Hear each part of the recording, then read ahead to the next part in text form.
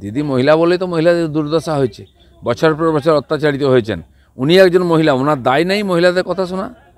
উনি যদি নিজেকে আলাদা বলছেন তো গিয়ে ওখানে কথা বলা উচিত। কার্যত কাল আদালতে স্পষ্টভাবে জানিয়ে দিলেন প্রধান বিচারপতি, স্টে ছিল কিন্তু অ্যারেস্ট করাতে কোনো বাধা নেই। তবুও পরে সাংবাদিক সম্মেলনে তৃণমূল নেতারা দাবি করছেন যে পুলিশ কাজ করতে পারেনি। কি বলবেন? না, এটা সবাই জানতো, কেন ধরা যাচ্ছে না, কারা লুকিয়ে রেখেছে, খালি টিএমসি জানতো না আর পুলিশ জানতো না। কোর্ট কখন বলেছে যে তাকে অ্যারেস্ট করা যাবে না? কোর্টই বলছে ধরে নিয়ে আসো শয়তানটাকে। কিন্তু টিএমসির লোককেও বিভ্রান্ত করছে এবং কোর্টকেও বিভ্রান্ত করছে, তাই আদালতকে বাধ্য হয়ে এটা বলতে হয়েছে যে আমরা কোনো আটকাইনি। এখন ওনারা কথা দিয়েছেন 7 দিনে নাকি ধরে দেবেন, দেখা যাক। নওশাদ সিদ্দিকী আজ যাচ্ছেন সন্দেশখালী, কি বলবেন? যাওয়া উচিত। এখানে বড় ডায়লগ না দিয়ে ওখানে একবার লোক কি বলছে শুনুন গিয়ে। কেন ওদের নেতাদের বাড়ি থেকে বার করে নিয়ে এসে জুতো পেটা করা হচ্ছে? টিএমসির যে কীর্তি, প্রত্যেকটি নেতার কাছে লোকে এরকম প্রত্যাশা চাইছে যারা একদিন অত্যাচার করেছে। এদিকে বলছে কিছুই হয়নি, কোনো এফআইআর নেই, আর বাড়ি থেকে ডেকে ডেকে নিচে টাকা ফেরত দেওয়া হচ্ছে। কার জমি, কার টাকা, কার পুকুর সব দখল করে রেখেছে। এখন মানা হচ্ছে, একটা এফআইআর পুলিশ নেয় না কারোর বিরুদ্ধে, কারণ শাহজাহান না বললে পুলিশ হবে না। তো পাঁঠার ইচ্ছায় তো কখনো কালী পুজো হয় না। আজ যখন এফআইআর নেওয়া শুরু হয়েছে, ডজন ডজন এফআইআর শুরু হয়ে গেছে। ডিজিকে ডেলি জার্নি করতে হচ্ছে, ডেলি প্যাসেঞ্জারি করতে হচ্ছে। কেন এই পরিস্থিতি তৈরি হলো? রামগঞ্জের মানুষ কী অবস্থায় আছে? গায়ের জোরে মিডিয়াকে চমকে, বিরোধীদেরকে চমকে কদিন চুপ করে রাখা যাবে? আর মানুষের রাগ আজকে বেরিয়েছে। দাদা বলছি, আবার সন্দেশখালীর উত্তেজনা কালকে। সন্দেশখালীর উত্তেজনা খালি গিয়ে পুলিশ গিয়ে চমকালে বন্ধ হবে না। এক তো ওখানকার অপরাধী শাহজাহান সহ সবাইকে অ্যারেস্ট করতে হবে, তাতেও হবে না। প্রত্যেকটি নেতা ওখানে মানুষের উপর অত্যাচার করেছে, লুট করেছে, তাদেরকে সাজা দিতে হবে। গরিব মানুষ একদিন চুপ করেছিল, আর দেওয়ালে পিঠ ঠেকে গেছে, বলতে বাধ্য হচ্ছে ওরা। তাদের ভয়টাও কেটে গেছে, কোনো হারাবার আর কিছু নেই ওদের কাছে। দাদা মুকুল রায়কে আবার জেরা করলো ইডি, ঘন্টা 2 কাঁচরাপাড়াতে চিটফান্ড মামলা। বিভিন্ন বিষয়ে যাদের উপরে কমপ্লেন আছে জেরা তো চলবেই। দাদা এবার কতগুলো প্রশ্ন, সেটা হচ্ছে আমাদের চ্যানেল 24 ঘন্টাকে গতকাল নুসরাত জাহান একটা এক্সক্লুসিভ ইন্টারভিউ দিয়েছেন।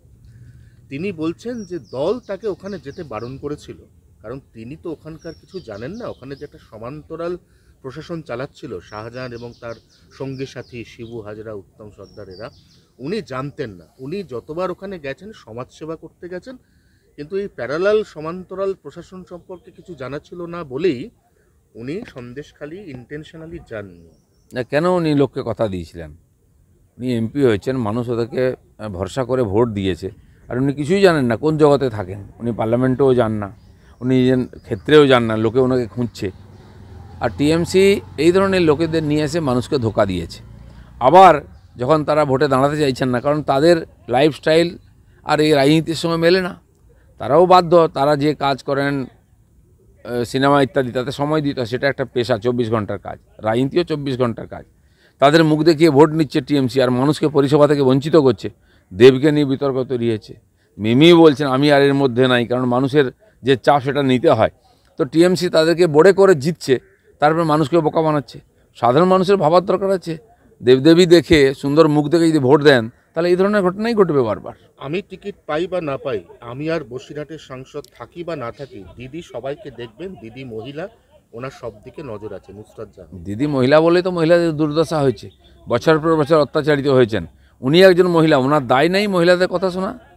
উনি যদি নিজেকে আলাদা বলছেন তো গিয়ে ওখানে কথা বলা উচিত, কেন বলেননি? Thank you. বলো। দিদি মহিলা বলেই তো মহিলাদের দুর্দশা হয়েছে, বছর পর বছর অত্যাচারিত হয়েছেন। উনি একজন মহিলা, ওনার দায় নেই মহিলাদের কথা শোনা? উনি যদি নিজেকে আলাদা বলছেন তো গিয়ে ওখানে কথা বলা উচিত। কার্যত কাল আদালতে স্পষ্টভাবে জানিয়ে দিলেন প্রধান বিচারপতি, স্টে ছিল কিন্তু অ্যারেস্ট করাতে কোনো বাধা নেই। তবুও পরে সাংবাদিক সম্মেলনে তৃণমূল নেতারা দাবি করছেন যে পুলিশ কাজ করতে পারেনি। কি বলবেন? না, এটা সবাই জানতো, কেন ধরা যাচ্ছে না, কারা লুকিয়ে রেখেছে, খালি টিএমসি জানতো না আর পুলিশ জানতো না। কোর্ট কখন বলেছে যে তাকে অ্যারেস্ট করা যাবে না? কোর্টই বলছে ধরে নিয়ে আসো শয়তানটাকে। কিন্তু টিএমসির লোককেও বিভ্রান্ত করছে এবং কোর্টকেও বিভ্রান্ত করছে, তাই আদালতকে বাধ্য হয়ে এটা বলতে হয়েছে যে আমরা কোনো আটকাইনি। এখন ওনারা কথা দিয়েছেন 7 দিনে নাকি ধরে দেবেন, দেখা যাক। নওশাদ সিদ্দিকী আজ যাচ্ছেন সন্দেশখালী, কি বলবেন? যাওয়া উচিত। এখানে বড় ডায়লগ না দিয়ে ওখানে একবার লোক কি বলছে শুনুন গিয়ে। কেন ওদের নেতাদের বাড়ি থেকে বার করে নিয়ে এসে জুতো পেটা করা হচ্ছে? টিএমসির যে কীর্তি প্রত্যেকটি নেতার কাছে এই লোকে এরকম প্রত্যাশা চাইছে যারা একদিন অত্যাচার করেছে। সাউন্ড আসছে না? এদিকে বলছে কিছুই হয়নি, কোনো এফআইআর নেই, আর বাড়ি থেকে ডেকে ডেকে নিচে টাকা ফেরত দেওয়া হচ্ছে। কার জমি, কার টাকা, কার পুকুর সব দখল করে রেখেছে। এখন মানা হচ্ছে, একটা এফআইআর পুলিশ নেয় না কারোর বিরুদ্ধে, কারণ শাহজাহান না বললে পুলিশ হবে না। তো পাঁঠার ইচ্ছায় তো কখনো কালী পুজো হয় না। আজ যখন এফআইআর নেওয়া শুরু হয়েছে, ডজন ডজন এফআইআর শুরু হয়ে গেছে। ডিজিকে ডেলি জার্নি করতে হচ্ছে, ডেলি প্যাসেঞ্জারি করতে হচ্ছে। কেন এই পরিস্থিতি তৈরি হলো? গ্রামগঞ্জের মানুষ কী অবস্থায় আছে? গায়ের জোরে মিডিয়াকে চমকে, বিরোধীদেরকে চমকে কদিন চুপ করে রাখা যাবে? আর মানুষের রাগ আজকে বেরিয়েছে। দাদা বলছি আবার সন্দেশখালী উত্তেজনা কালকে। সন্দেশখালীর উত্তেজনা খালি গিয়ে পুলিশ গিয়ে চমকালে বন্ধ হবে না। এক তো ওখানকার অপরাধী শাহজাহান সহ সবাইকে অ্যারেস্ট করতে হবে, তাতেও হবে না। প্রত্যেকটি নেতা ওখানে মানুষের উপর অত্যাচার করেছে, লুট করেছে, তাদেরকে সাজা দিতে হবে। গরিব মানুষ একদিন চুপ করেছিল, আর দেওয়ালে পিঠ ঠেকে গেছে, বলতে বাধ্য হচ্ছে ওরা। তাদের ভয়টাও কেটে গেছে, কোনো হারাবার আর কিছু নেই ওদের কাছে। দাদা মুকুল রায়কে আবার জেরা করলো ইডি ঘন্টা 2 কাঁচরাপাড়াতে চিটফান্ড মামলা। বিভিন্ন বিষয়ে যাদের উপরে কমপ্লেন আছে জেরা তো চলবেই। দাদা এবার কতগুলো প্রশ্ন, সেটা হচ্ছে আমাদের চ্যানেল 24 ঘন্টাকে গতকাল নুসরাত জাহান একটা এক্সক্লুসিভ ইন্টারভিউ দিয়েছেন।